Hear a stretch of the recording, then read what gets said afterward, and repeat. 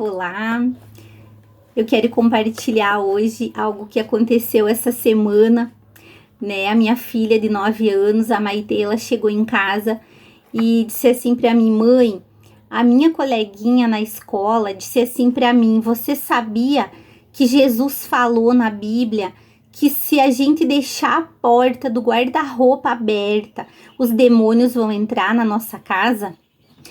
E eu disse: a tua colega falou isso? Ela disse: sim, a minha colega falou isso. Eu disse: e daí, o que você falou para ela? Ela disse: eu falei para ela que na nossa casa a gente pode deixar o guarda-roupa aberto, a porta da casa aberta, porque nenhum demônio vai entrar.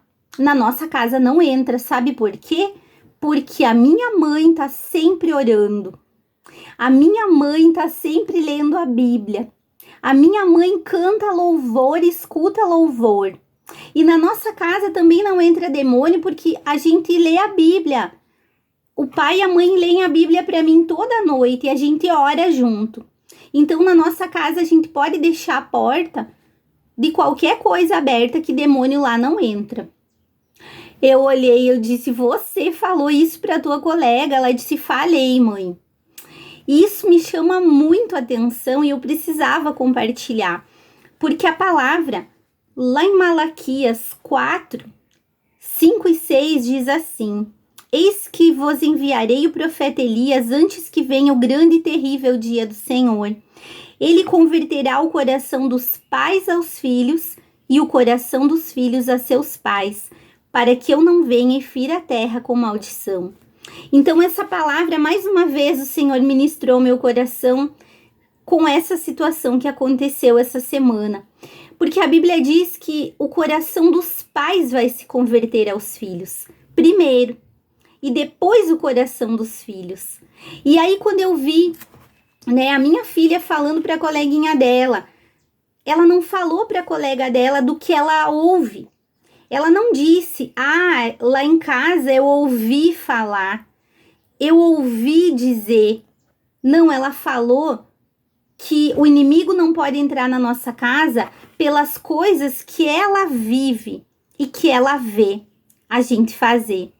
Então, nós, pais, é o nosso coração que tem que se converter primeiro. Por isso a Bíblia diz que é o coração dos pais que vai se converter aos filhos primeiro, porque nós somos maduros, nós somos mais velhos, nós estamos na caminhada, nós temos a capacidade de ensinar os nossos filhos. E mais do que falar de Jesus, mais do que dizer o que a Bíblia diz, é viver. E eu fiquei muito alegre, muito contente com isso que aconteceu na escola, porque a minha filha, ela pôde dizer que nós vivemos aquilo que nós temos aprendido de Jesus. Então é o papel de todos nós, pais e mães, viver a palavra, viver o evangelho. Nós somos um espelho para os nossos filhos e eles nos observam, eles estão olhando para nós. Às vezes a gente pensa: meu Deus, eu ensino, eu tô fazendo tudo, eu tô orando, eu tô buscando a Deus, e o meu filho, será que ele tá aprendendo? Será que ele, meu Deus, será que ele vai conseguir viver, né, resistir às coisas lá fora desse mundo? Será que ele vai vencer as batalhas que o mundo oferece contra, né, os nossos filhos? E eu vejo que vale a pena. Então, quero dizer para você: não desista da sua família, não desista dos seus filhos, mas não esqueça, é o coração dos pais primeiro. Então, nós precisamos ser o modelo, nós temos que viver o evangelho e dar o exemplo, e eles estão sim nos observando, e Deus vai usar os nossos filhos para não serem enganados lá fora. E aí eu expliquei para ela: filha, talvez a coleguinha, ela ouviu a palavra e ela entendeu errado, porque a Bíblia diz lá em Mateus 12:43, né, que quando o espírito imundo sai do homem, anda por lugares áridos procurando repouso, porém não encontra.